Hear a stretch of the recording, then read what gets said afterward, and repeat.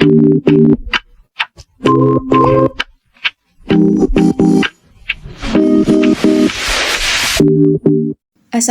warahmatullahi wabarakatuh. Shalom, Om Swastiastu, Namo Buddhaya, salam kebajikan serta salam sejahtera bagi kita semua. Pada kesempatan kali ini, kami akan berdialog membuat siniar guna memenuhi tugas UAS secara kelompok pada mata kuliah Literasi Bahasa Indonesia yang diampu oleh Ibu Melisa Jubitasari MPD. Adapun tema yang akan kami bahas pada siniar kali ini adalah mengenai hubungan antara literasi digital dan literasi politik. Tujuan dari tema siniar yang kami bahas yakni mengetahui bagaimana literasi digital mampu memengaruhi daya keputusan dalam lingkup politik.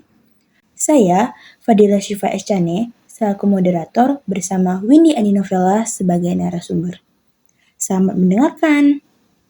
Seperti yang kita ketahui, beberapa waktu belakangan ini lagi ramai banget nih membahas politik, tepatnya dalam substansi pemilihan umum yang akan diselenggarakan pada tahun 2024. Pembahasan ini kerap kali diperbincangkan dalam berbagai media sosial yang pastinya berkaitan dengan teknologi. Kemajuan teknologi telah mengubah lanskap politik, khususnya dalam konteks pemilihan umum. Pada pemilu 2024, dampak teknologi terhadap keputusan pemilih menjadi semakin signifikan. Adapun substansi yang akan kita bahas pada siniar kali ini mencakupi media sosial, data analisis, polling elektronik, dan yang paling krusial adalah pembahasan mengenai tantangan dari teknologi tersebut. Selain pembahasan yang saya sebutkan tadi, akan ada juga pertanyaan intens yang mampu menyimpulkan seluruh senial pembahasan kita. Untuk mengefisiensikan waktu, mari kita mulai pembahasannya. Pembahasan pertama mengenai media sosial. Media sosial merupakan sarana utama penyebaran informasi politik. Media sosial mampu memengaruhi persepsi pemilih dan membentuk opini. Kemudian dengan kecepatan dan jangkauannya, media sosial mampu menciptakan ruang baru untuk interaksi politik. Nah, kepada Saudari Windy Adinovela nih, menurut Anda, bagaimana media sosial menciptakan ruang interaksi politik? Terima kasih Saudari Syifa atas pertanyaannya yang menarik. Jadi tadi Saudari Syifa bertanya bagaimana media sosial menciptakan ruang interaksi politik, terutama di tahun-tahun ini ya, tahun-tahun politik. Nah, kita harus menyadari bahwa perkembangan teknologi informasi telah merambah di kehidupan umat manusia. Salah satu bentuk perkembangan ini adalah terciptanya media baru yang kemudian lahirlah media sosial atau sosial media. Kita harus menyadari bahwa kehadiran media sosial sangat mempengaruhi kehidupan aspek manusia, terutama aspek politik. Karena faktanya kita harus mengetahui bahwa banyak partai politik di Indonesia yang sudah memiliki banyak akun sosial media seperti Facebook, Twitter atau X, YouTube di samping website resmi yang mereka punya. Dan kalau kita aktif di sosial media Twitter atau X, kita akan sering sekali melihat interaksi antara akun Twitter Partai Gerindra atau yang biasa dikerap kali dipanggil istilah Mindra dengan username Gerindra yang sering sekali JB-JB mengirimkan meme, membuat tweet selamat pagi kepada warganet di internet sehingga sangat disukai oleh anak muda di Twitter. Oke, pembahasan yang cukup menarik nih dari Saudari Windy. Karena dari penjelasannya tadi dapat kita ketahui bahwa banyak sekali partai-partai yang sebenarnya aktif ya di sosial media. Terutama kata Saudari Windy, kalau misalnya kita aktif di Twitter atau yang sekarang dikenal dengan X, itu ada salah satu partai politik, tepatnya Gerindra, dengan akun username Mindra, itu sering JB-JB ya. Nah, menurut Saudari Windy sendiri, penggunaan sosial media ini nih guna keperluan berpolitik itu bukanlah suatu hal yang baru ya? Iya, benar sekali. Karena faktanya di Indonesia sebenarnya penggunaan internet untuk tujuan politik sudah dimulai dari pemilu 1997. Kita mungkin berpikir kalau penggunaan internet sepertinya hal yang baru-baru saja di tahun-tahun ini. Tapi sebenarnya sudah lama loh Syifa. Karena di pemilu tahun 1997 lalu, waktu itu ada Partai Golongan Karya, Partai Demokrasi Indonesia, dan Partai Persatuan Pembangunan yang sudah memiliki situs resmi informasi yang isinya tentang program partai tersebut, ada pernyataan politik, ada susunan pengurus pusat dan daerah, ada ADART dari partai politik tersebut, dan kesempatan dialog dengan pengurus. Jadi sebenarnya ini bukan hal baru lagi, Siva. Jadi dari penjelasan Saudari Windy tadi, penggunaan akun sosial media dari kalangan di dunia politik itu biasanya menyiarkan informasi entah itu berupa pernyataan politiknya, susunan pengurus pusat dan daerahnya, ADART ataupun kesempatan dialog antar pengurusnya. Nah, kemudian penggunaan sosial media dari masing-masing partai politik ini sebenarnya digunakan untuk apa? Atau adakah dampak dari penggunaan sosial media politik itu sendiri? Kalau kita pikir apa sih manfaat dari sosial media untuk masing-masing partai? Nah, kita harus menyadari nih, Saudari Syifa, kalau tahun depan itu akan ada kompetisi atau pertarungan politik. Jadi ada pemilihan capres-cawapres, ada pemilihan legislatif juga. Jadi sebenarnya media sosial yang digunakan partai politik tentu untuk masa kampanye yang singkat. Jadi capres, cawapres, caleg, dan partai politik ini harus berkompetisi untuk mendapatkan momen dengan masyarakat yang nanti akan menjadi sumber suara mereka. Nah, karena sosial media inilah yang menjadi wahana utama atau sarana dalam berkomunikasi dengan masyarakat. Dan kalau Saudari Syifa tahu, ada fakta menarik di Indonesia, pengguna internet di awal tahun 2022 saja sudah mencapai 210 jiwa atau setara dengan 77% dari populasi penduduk. Jadi pasti mereka atau masyarakat yang menggunakan internet adalah salah satu peluang yang besar. Terus kalau kita menyadari di tahun depan generasi milenial dan Gen Z ini yang akan menguasai 40-50% dari total suara. Jadi pasti mereka memiliki peran, punya andil yang besar dalam pemilu tahun depan. Dan partai politik harus menyadari bahwa Gen Z itu punya karakteristik yang paling mencolok karena generasi inilah yang menguasai berbagai teknologi informasi dan intens di aktivitas sosial media. Jadi partai politik harus pandai-pandai memanfaatkan ini. Oke, dari penjelasan penggunaan internet di Indonesia pada tahun 2022 itu sudah mencapai ketotalan dari keseluruhan total populasi penduduknya yaitu 77% dengan 210 juta jiwa yang ada di dalamnya. Dan seperti yang sudah dijelaskan bahwa dominasi pemilih pada tahun 2024 nanti adalah kaum milenial dan Gen Z yang 40% hingga 50%-nya itu melek dengan teknologi. Dan mereka aktif sekali memainkan media sosialnya. Jadi sebenarnya itu media sosial dipandang sebagai apa ya? Saya senang menyebutkan kalau media sosial pasti dipandang sebagai suatu alat atau sarana yang digunakan partai politik untuk berinteraksi yang lebih efektif. Jadi antara partai politik, antara kandidatnya kepada masyarakat. Untuk apa? Untuk mempromosikan produk atau kampanye mereka. Karena kalau kita lihat, menjelang pemilu itu pasti partai politik semangat nih buat akun-akun untuk kampanye, untuk caleg mereka. Kalau kita lihat di Twitter dan di TikTok, waktu itu sempat rame-rame saat partai warna biru yang buat lagu PAN. Nah, iya kan, lagunya sangat-sangat viral, walaupun awalnya tidak enak didengar, tapi karena banyak yang bahas, jadi lebih banyak orang yang tahu, oh, partai PAN ternyata calegnya banyak artis ya, gitu. Jadi mereka nyanyi-nyanyi. Nah, itu salah satu contohnya. Dan kalau kita lihat riset yang dilakukan oleh Universitas Gadjah Mada, partai politik banyak lagi yang aktif di sosial media X atau Twitter. Contohnya, Partai PDI Perjuangan dengan username PDI_Perjuangan dengan total tweet mencapai 30.000 tweet. Kemudian ada Gerindra dengan username Gerindra dengan adminnya Mindra itu mencapai 17.000 tweet. Kemudian ada 3 akun lain seperti Golkar dengan username Golkar_ID dengan total 5.000 tweet. Ada PKB dan Nasdem masing-masing 3.000 tweet. Jadi ini menunjukkan kalau partai politik lagi gencar-gencarnya nih kampanye di sosial media. Begitu. Oke, jadi sebenarnya dengan adanya musim pemilihan yang akan diselenggarakan pada tahun depan nanti, itu banyak sekali partai-partai politik yang sedang kampanye lah ya dalam sosial media untuk istilahnya memberanikan diri mereka. Apalagi sekarang ini Gen Z kan selalu melihat, oh kalau misalkan partai ini lebih aktif dengan segala tindakannya yang terlihat lucu di mata mereka, mungkin saja itu mampu memengaruhi keputusan mereka nantinya. Nah, ini kemudian kita akan masuk ke pembahasan kedua mengenai data analisis. Nah, data analisis merupakan pemahaman atau bagaimana meramalkan preferensi pemilih. Selain itu, teknologi data analisis memerankan peran penting dalam memahami dan meramalkan preferensi pemilih itu nanti.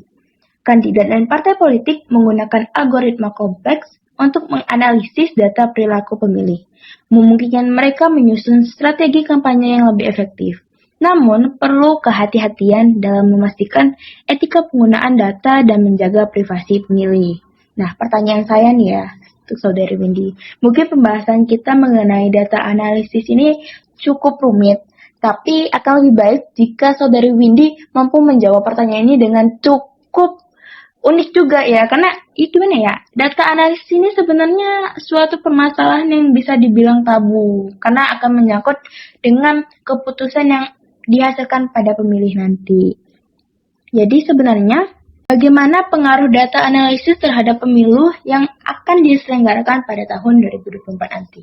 Kalau kita ingat, pemilu tahun 2024 nanti akan dilaksanakan tanggal 14 Februari tahun 2024. Itu hari Selasa. Valentine pula. Jadi dinamika politik sekarang dalam negeri itu lagi panas-panasnya karena lagi dimulainya masa kampanye, termasuk kampanye pemilihan presiden nanti yang dimulai tanggal 28 November sampai 10 Februari 2024 nanti. Nah, karena adanya kampanye ini, jadi partai politik, capres dan cawapres tentu memperhatikan banyak aspek yang akan menjadi fokus perhatian mereka. Nah, salah satunya adalah data terkait partai pemenang dari setiap dapil atau provinsi di pemilu-pemilu sebelumnya, gitu. Jadi pemilihan umum maupun pilpres ini nantinya tidak lepas dari hak untuk kita memilih. Nah, apakah pemilih pada tahun ini akan meningkat atau justru akan menurun nih, menurut Saudari Windy, jika kita lihat dari tahun-tahun sebelumnya? Ada kemungkinan kalau pemilih tahun ini akan naik. Kenapa? Karena berdasarkan data dari KPU atau Komisi Pemilihan Umum yang terbaru, jadi mereka sudah mulai mencatat DPT atau daftar pemilih tetap pada pemilu 2024 nanti itu sebanyak 204 juta penduduk. Jadi misal provinsi yang memiliki DPT terbesar itu seperti Jawa Barat sebesar 35,7 juta penduduk, disusul oleh Jawa Timur 31,4 juta penduduk, Jawa Tengah 28,2 juta suara, kemudian Sumatera Utara 10,8 juta dan Banten 8,8 juta pemilih. Jadi sepertinya akan ada kemungkinan kalau tahun ini akan naik. Kalau Saudari Windy sendiri akan memungkinkan prediksi bahwa hak pemilih pada tahun yang akan mendatang akan menaik, apalagi dengan daftar pemilih tetap dari masing-masing daerah yang seperti sudah Saudari Windy jelaskan, itu ada beberapa daerah dengan tingkat DPT yang tinggi antara 35 juta, 31 juta, 28 juta, sampai 10 dan 8 juta pemilih tetapnya.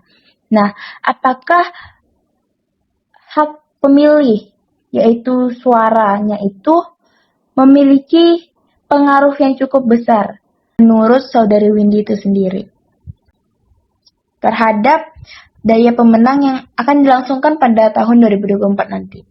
Penting untuk diperhatikan di setiap partai pemenang dari suatu provinsi. Kalau DPT-nya besar, berarti basis suaranya besar. Misal, Partai Gerindra atau Partai PDIP misalnya.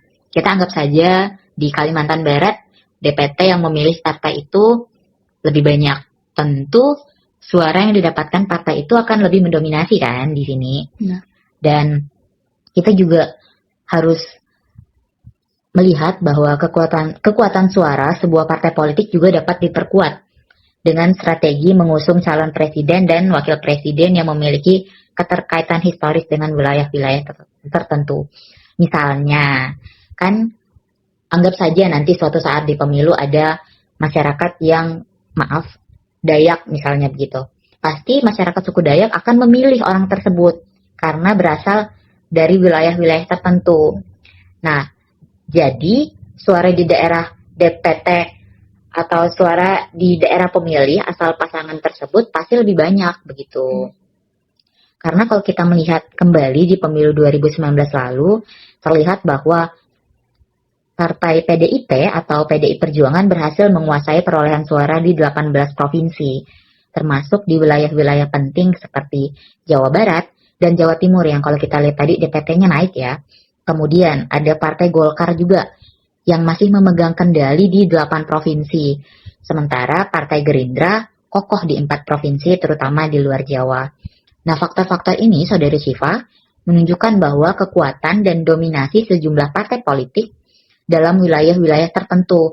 Tapi perlu diingat lagi kalau peta suara DPT ini tidak hanya mencerminkan kekuatan partai politik, tapi juga mencakup faktor loyalitas suatu daerah terhadap partai tertentu. Dan bisa saja nanti menjadi faktor penentu kemenangan. Jadi data dari pemilihan 2019 lalu menunjukkan bahwa hanya 7 dari 16 partai politik yang berhasil menguasai suara di satu dapil. Begitu. Jadi dari penjelasan Saudari Windy tadi bahwa kekuatan dari masing-masing setiap partai politik itu bakalan mendominasi hak suara yang akan menjadi pemenang pada pemilihan nanti. Nah, pada tahun 2019, menurut Saudari Windy, kekuatan partai manakah yang paling dominasi? Saya akan jawab bukan berdasarkan pendapat saya ya, tapi berdasarkan data dari KPU di pemilihan 2019 lalu. Jadi di pemilu 2019 waktu itu PDIP menjadi partai politik yang meraih suara terbesar di 39 daerah. Kemudian Gerindra dengan kemenangan dalam 15 dapil. Disusul dengan Golkar yang menduduki posisi ketiga dengan menguasai 10 daerah. Kemudian PKB 7 wilayah. Dan Nasdem, kemudian ada Nasdem, PKS, dan PAN di masing-masing peringkat kelima, keenam, dan ketujuh dengan jumlah dapil yang berhasil mereka kuasai. Jadi, dengan demikian, dinamika politik di Indonesia tidak hanya dipengaruhi oleh kekuatan partai politik dalam jumlah suara, tapi bagaimana strategi dan latar belakang calon yang diusung. Jadi nanti kita semua berharap di pemilu 2024 menjadi panggung pertarungan yang menarik karena dinamika dan variabilitas politik menjadi pemandangan. Jadi, berdasarkan penjelasan Saudari Windy tadi, kemenangan suatu paslon ini apakah hanya bisa dihasilkan oleh jumlah suara ataupun berdasarkan kekuatan politik yang mereka tempati masing-masing? Sukses atau tidaknya sebuah partai politik atau pasangan calon sebenarnya tidak hanya ditentukan oleh jumlah suara, tapi bagaimana kemampuan mereka ini yang akan menjadi wakil rakyat mengakomodasi keberagaman dan ekspektasi masyarakat di berbagai daerah. Perlu kita perhatikan bersama bahwa data hasil pemilu di 2019 lalu tidak dapat memastikan kemenangan di 2024 nanti, karena bisa saja ada perubahan pilihan. Bisa saja di tahun 2019 lalu orang-orang yang sangat loyal misalnya kepada suatu partai, sebut saja kita partai PDI Perjuangan, bisa saja nanti berubah haluan ke partai lain karena mungkin tidak sesuai siapa yang akan menjadi capresnya atau adanya sentimen pribadi, kan ada banyak alasan ya. Jadi hasil di pemilu 2019 lalu tidak dapat menjadi patokan di pemilu 2024 nanti. Setelah kita berbincang cukup panjang dan lebar ya mengenai data analisis media sosial, kita akan memasuki pembahasan ketiga mengenai penerapan e-polling ini. Nah, penerapan e-polling ini juga mungkin sesuatu hal yang baru kita dengar dan mungkin baru kita ketahui ya saat ini. Jadi kan penerapan polling elektronik atau aplikasi pemilu menjadi tren lain yang memfasilitasi partisipasi pemilih. Nah, penerapan polling elektronik dan aplikasi pemilih menjadi tren karena dapat memberikan suara dengan lebih mudah dan cepat melalui platform digital, meningkatkan aksesibilitas dan kenyamanan e-voting ataupun electronic voting menggunakan metode pemungutan suara dan penghitungan suara dalam suatu pemilihan dengan menggunakan perangkat elektronik. Karena kan tadi yang sudah kita ketahui nih, penggunaan media sosial yang didominasi oleh Gen Z dan kaum milenial itu dapat dikatakan bahwa mereka ini merupakan kaum-kaum yang melek dengan teknologi. Iya, betul. Berbicara soal e-voting tadi nih, di luar negeri memang sudah digunakan oleh beberapa negara.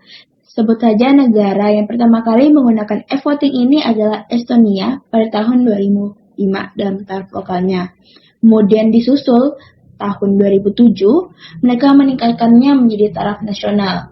Selain itu juga ada India, Filipina, dan negara lainnya dengan tingkat keberhasilan yang berbeda-beda. Namun perlu kita ketahui nih, ada perhatian khusus dalam menerapkan e-polling. Itu berdasarkan tingkat keamanan dan integritas suara dalam menghadapi potensi resiko keamanan cybernya. Di berbagai negara yang maju tadi, seperti Estonia, kemudian ada India, Filipina, dan negara lainnya dengan tingkat keberhasilan e-voting yang berbeda, apakah Indonesia mampu menerapkan e-voting seperti ini? Kita pasti terpikir ya, atau kepikiran ketika mendengar e-voting, apakah bisa Indonesia melakukan hal yang sama? Faktanya, e-voting di Indonesia sebenarnya bukan hal baru. Jadi sebenarnya di Indonesia juga sudah pernah ada penerapan e-voting atau electronic voting ini. Karena kalau kita lihat di tahun 2009 lalu bahkan, ada ketika pemilihan kepala dusun di Jembrana, Bali, mereka sudah gunakan e-voting. Tapi memang skalanya masih skala kecil, belum secara nasional. Jadi kalau untuk pemilu presiden memang itu belum pernah. Tapi di 2009 lalu sempat ada pemilihan e-voting ketika pemilihan kepala dusun. Nah, selain itu, pada Maret 2017, e-voting juga digunakan pada Pilkades di Desa Babakan Wetan, Bogor. Dan kalau kita lihat, informasi yang disampaikan oleh Menteri Dalam Negeri kita, Pilkades serentak yang dilaksanakan pada 2021 lalu, juga banyak yang menggunakan sistem internet voting atau e-voting.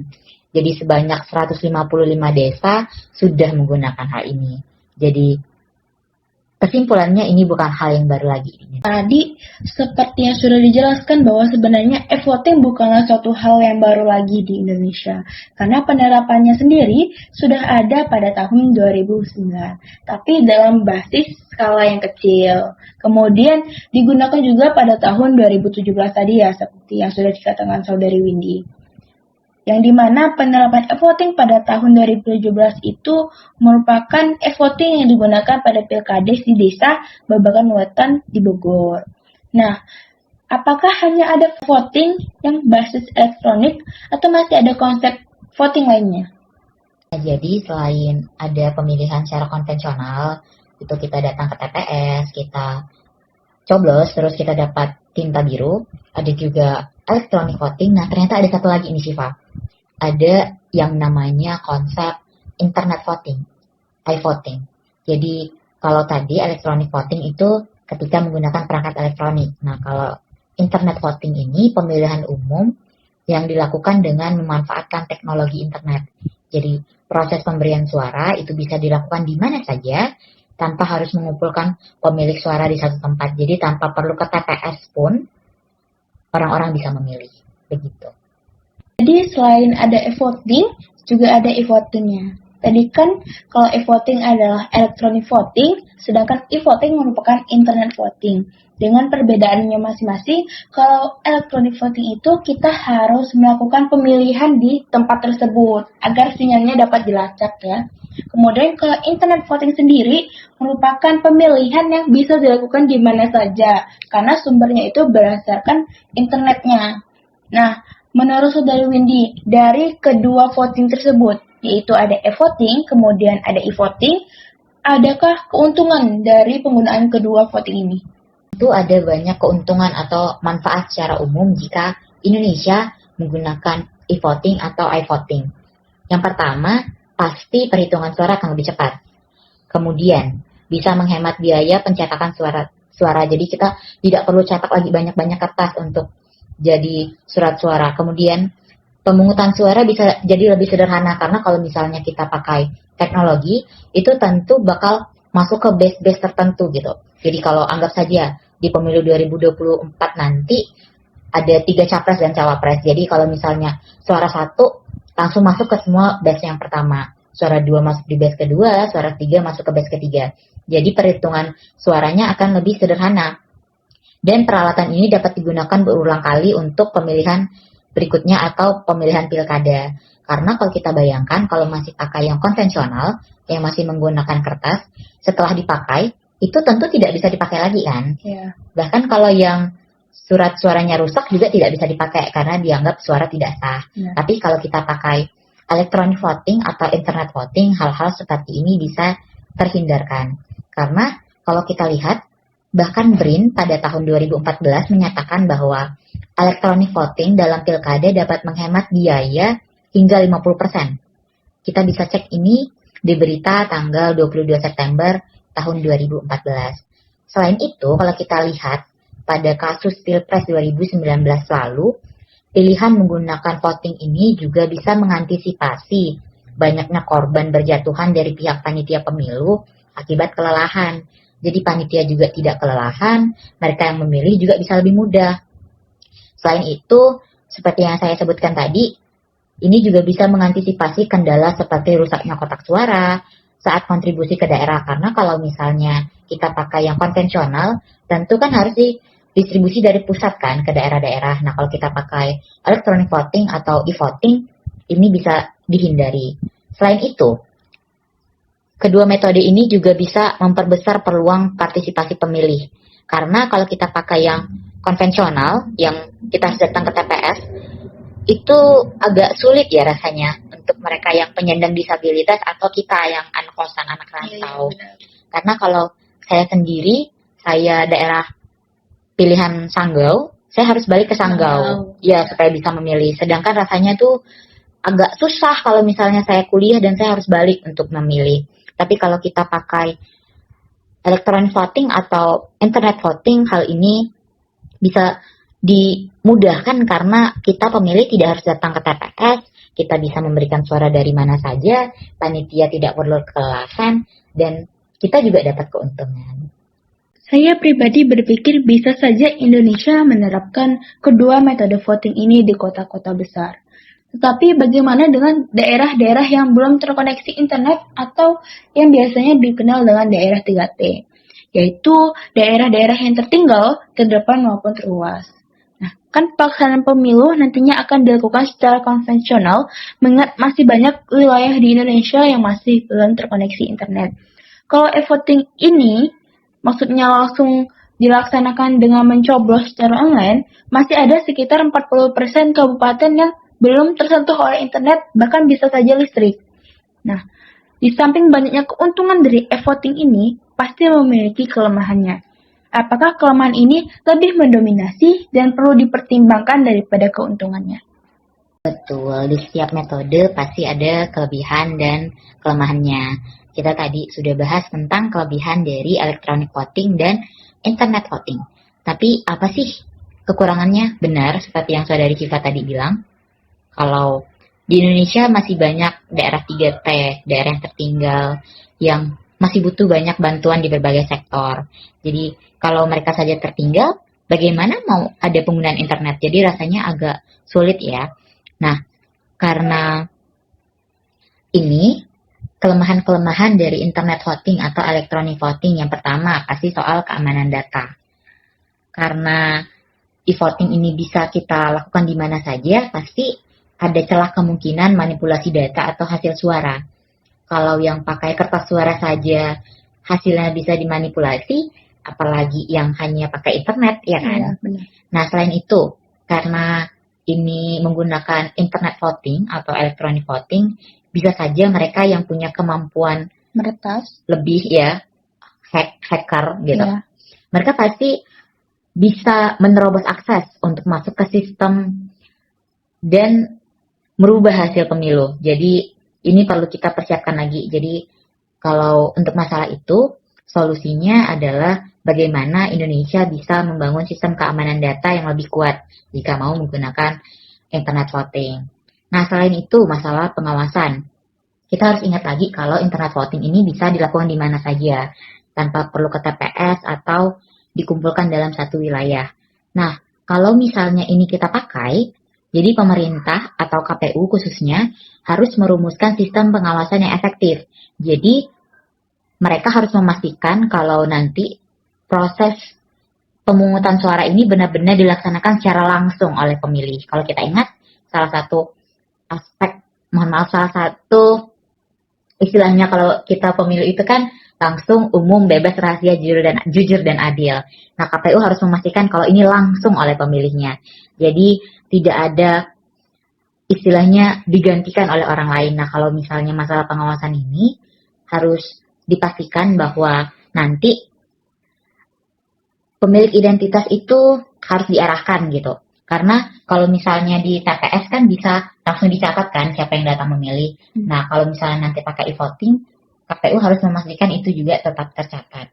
Nah, selain itu, dari dua kekurangan yang saya sebutkan tadi, sebenarnya apapun metodenya, e-voting ini bergantung pada tingkat kepercayaan publik di suatu negara. Dan kita harus sadari, masyarakat Indonesia nih bukan masyarakat yang punya kepercayaan politik yang tinggi gitu loh. Ya, pemikiran masyarakat kita cukup berbeda dengan masyarakat-masyarakat di negara maju. Ya, kita lihat sendiri ya. Contohnya saat pemilihan DKI 2017 lalu, pemilihan gubernur. Karena ada laptop yang hibah dari Pemprov DKI sebelumnya, yaitu Ahok atau Basuki Cahayapurnama, itu masyarakat pada curiga. Padahal laptop itu hibahan karena beliau itu gubernur yang lalu untuk dipakai di pilkada selanjutnya, tapi kena curigai gitu. Jadi ini menunjukkan kalau masyarakat Indonesia belum punya kepercayaan yang tinggi kepada negara. Padahal kalau harus pakai e-voting dan e-voting itu harus punya kepercayaan yang tinggi kepada masyarakat, kepada negara. Dan sayangnya Indonesia belum bisa sampai ke taraf tersebut. Jika Indonesia ingin melakukan pemungutan suara dengan menggunakan e-voting maupun e-voting, maka perlu ada upaya bersama nih dari berbagai pihak dan adanya regulasi yang tegas dari pemerintah. Pemerintah perlu menjamin asas dari pemilu, yaitu ada luber dan judil atau yang kita kenal secara langsungnya luber dan judil.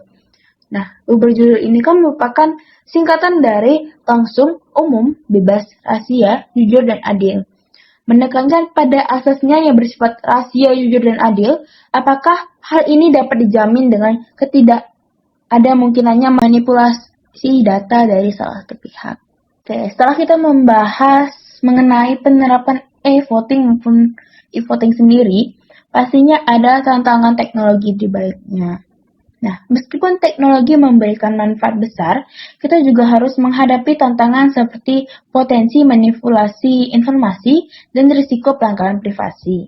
Oleh karena itu, perlu kerjasama antara pemerintah, lembaga pemilihan, dan sektor swasta untuk mengembangkan regulasi yang memastikan penggunaan teknologi yang bertanggung jawab. Apakah ada berita palsu yang menyebar luas menjelang pemilu yang akan diselenggarakan ke depannya? Waduh, kalau kita bahas tentang hoax, sebenarnya Indonesia dari zaman Majapahit juga sepertinya banyak sekali berita hoax. Kalau Menteri Komunikasi dan Informatika atau Menkominfo kita, Pak Budi Ari Setiabudi, menyebutkan bahwa penyebaran hoax atau informasi palsu ini meningkat menjelang pemilu 2024. Dan pakar meminta agar ini jangan langsung di take down atau jangan langsung putus akses.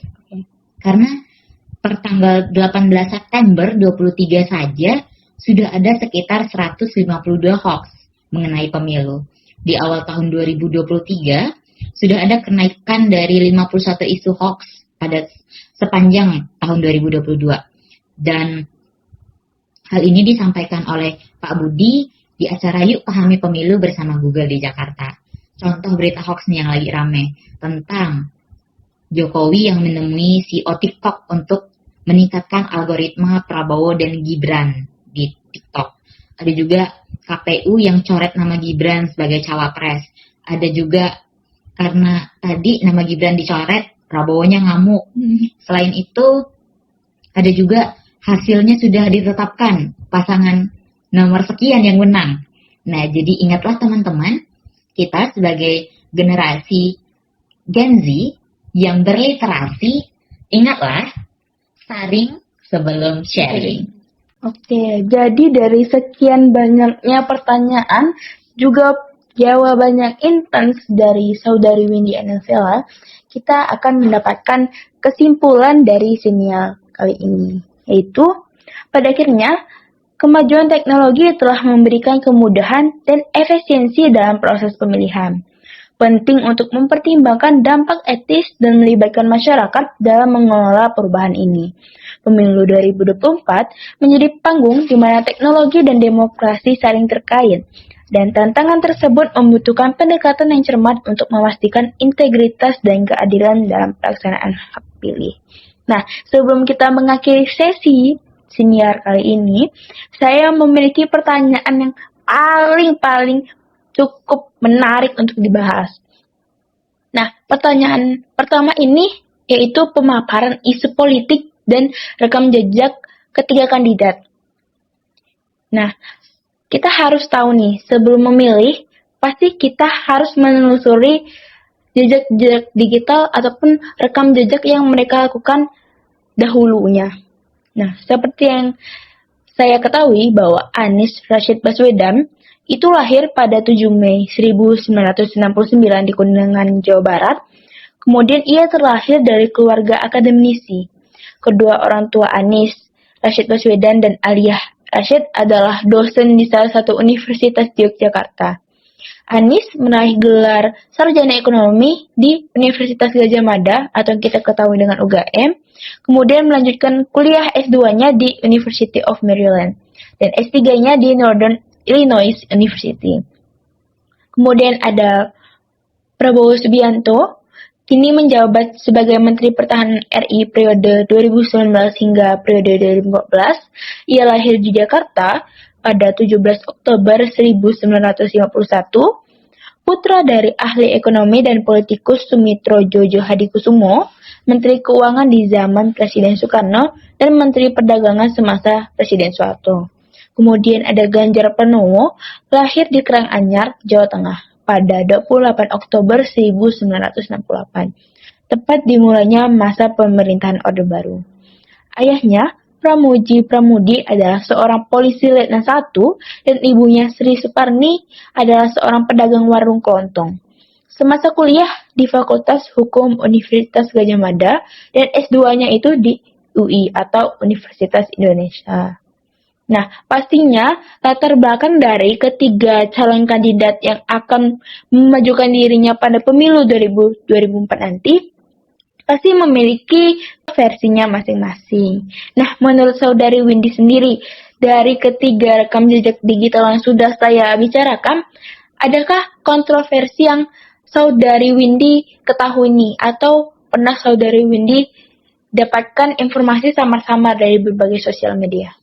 Menarik nih pertanyaannya. Apa sih kontroversi dari ketiga capres? Apa sih kontroversi dari ketiga capres kita nanti yang akan maju di pemilu 2024? Ya, kita harus menyadari bahwa mereka bukan manusia sempurna. Mereka punya banyak kekurangan.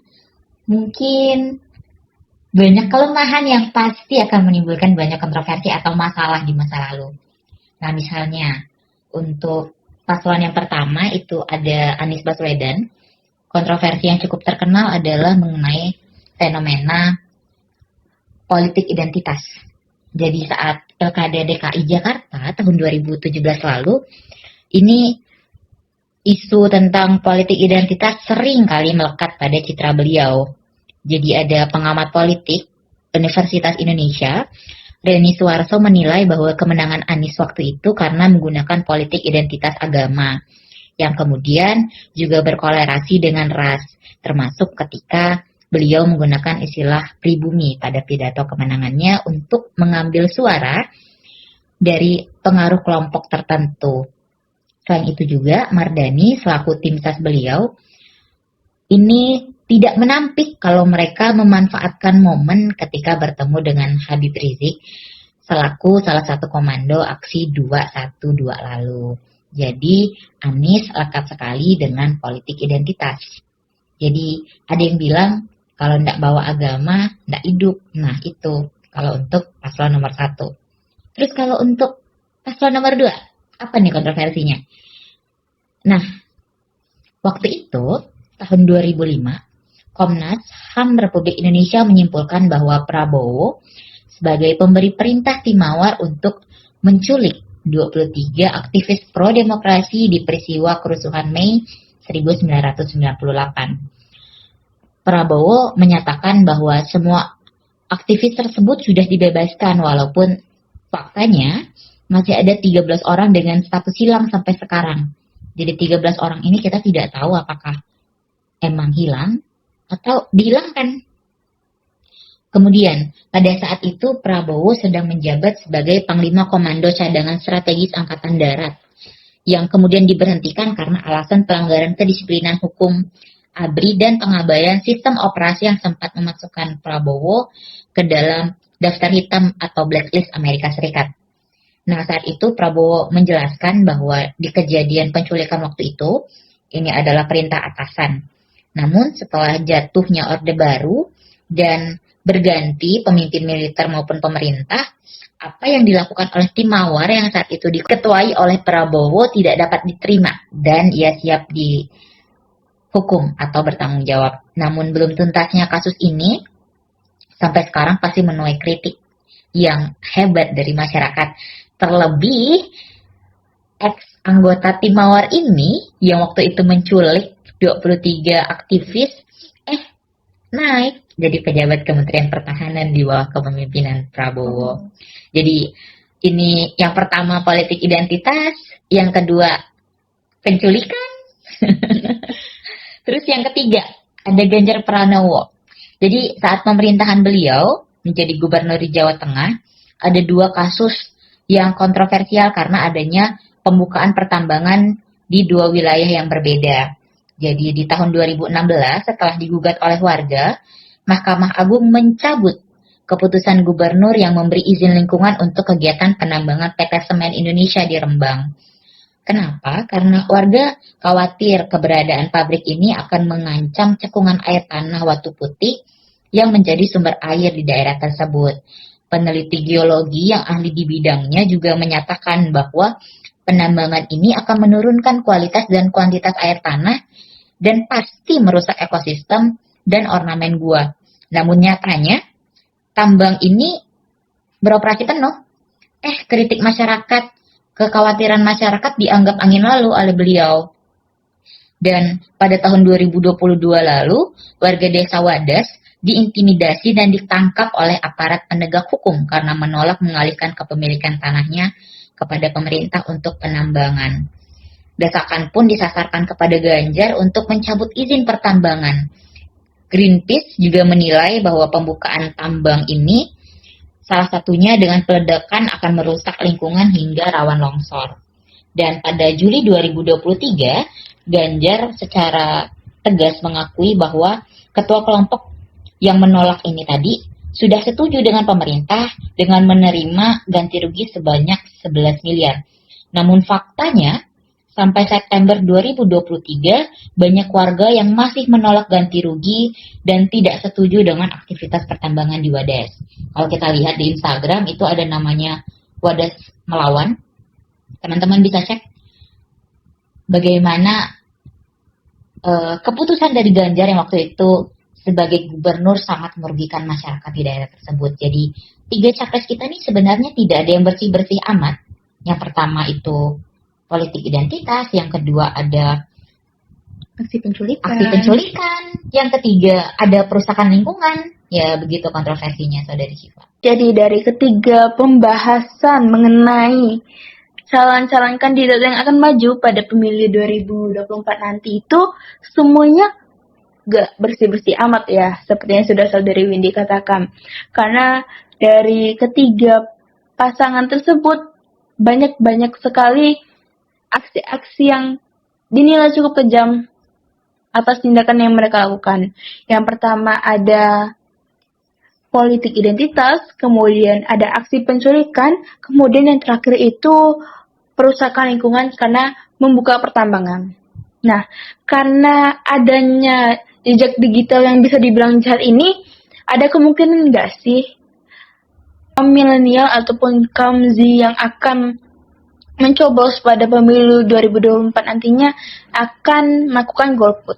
Karena berdasarkan survei dari lembaga Sirius Network, persentase pemilih yang enggan menggunakan hak pilihnya pada pemilihan umum legislatif 2014 itu, tingkat golongan putihnya menyentuh angka 25%. Tingkat partisipasi pemilih 75,2%, sementara yang tidak menggunakan hak pilihnya mencapai 24,5%. Ini setara dengan 25%. Kemudian pada tahun 2019, ada 34,75 juta orang yang tidak menggunakan hak pilihnya atau golongan putih, golput, dalam pemilu 2019. Jumlah itu setara dengan 18% dari daftar pemilih tetap DPT pemilu 2019, yang sebanyak 192,70 juta orang. Dari penjelasan saya nih, pemilu di tahun 2014 ini pemilihnya enggan menggunakan hak pilihnya tergolong tinggi dengan mencapai 25%. Sedangkan di tahun 2019, persentasenya menurun menjadi 18%. Apakah fenomena ini dapat terulang kembali, entah itu naik atau turun, mengingat pemilu 2024 ini didominasi oleh Gen Z? Menurut Saudari Windy, bagaimana menjelaskan hal tersebut? Sebelum kita masuk ke kemungkinan apakah ini naik atau turun di pemilu 2024 nanti, sebaiknya kita cari tahu dulu, apa sih golongan putih ini? Istilah golongan putih atau golput muncul sebelum pemilu 5 Juli 1971 yang digelar. Jadi tepatnya pada 28 Mei 1971 yang dideklarasikan oleh Arief Budiman dan teman-teman di Jakarta. Golput menjadi istilah yang digunakan untuk merepresentasikan kelompok masyarakat yang enggan memberikan suaranya kepada partai politik tertentu di pemilu karena alasan politis. Jadi bukan teknis seperti nggak bisa datang ke TPS. Kendati demikian, kaum golput biasanya tetap menggunakan hak pilih mereka dengan mendatangi bilik suara.